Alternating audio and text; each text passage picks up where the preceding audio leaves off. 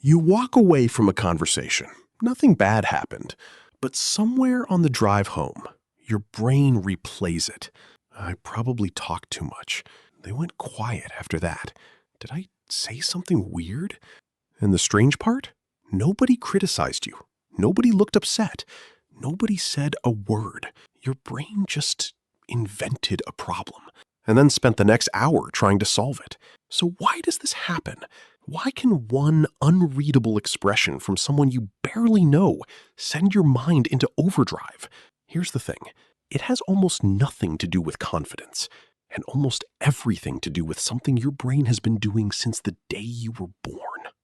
Think about what happens in your body when someone seems off with you. Your chest tightens. Your mind sharpens. You replay the last thing you said. That's not overthinking. That's your threat detection system switching on. Your brain has a deep, wired-in need to stay connected to the people around you. And when it senses that a connection might be at risk, it doesn't treat it like a minor inconvenience. It treats it like something that needs to be fixed now. Not because you're weak, not because you're insecure, but because your brain genuinely cannot tell the difference between social uncertainty and actual danger. So it reacts to both with the same urgency. Here's something your brain does constantly, and you'd never notice if nobody told you. It predicts. It fills in missing information before that information ever arrives. Picture this. Someone sends you a one-word reply. Okay, that's it. Nothing else. Your brain hates unfinished information, so it quietly starts writing the rest of the story. They sound annoyed. Maybe I said something wrong. They're pulling away. Here's the strange part, though. None of those are observations. They're guesses. Your brain would rather invent an explanation than sit with not knowing. Neuroscientists actually have a name for this: predictive processing. Your brain is constantly building its best guess about reality. And when information is missing, it doesn't leave the page blank. It fills it in, sometimes correctly, sometimes not.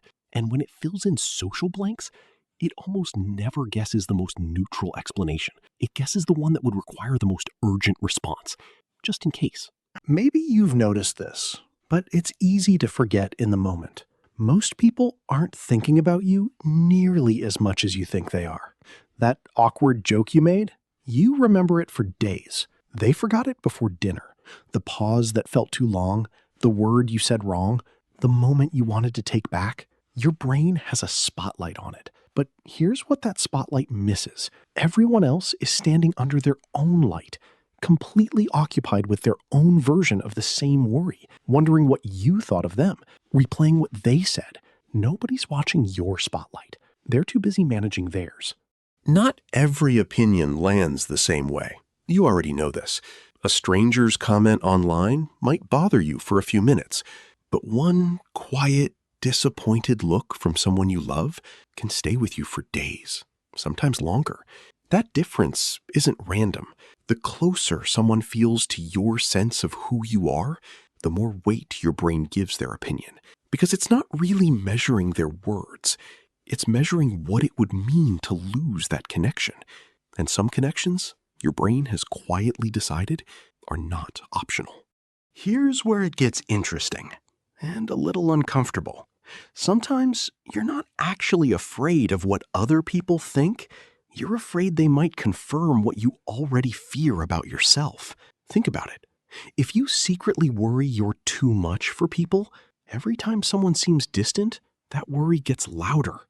If you secretly worry you're not interesting enough, every quiet moment in a conversation starts to feel like evidence.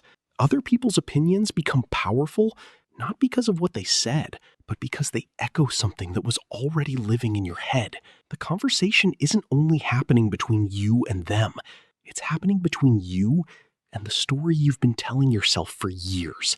And that story is often far harsher than anything the other person was actually thinking. So the next time your brain starts wondering what someone thinks of you, try catching it mid-sentence.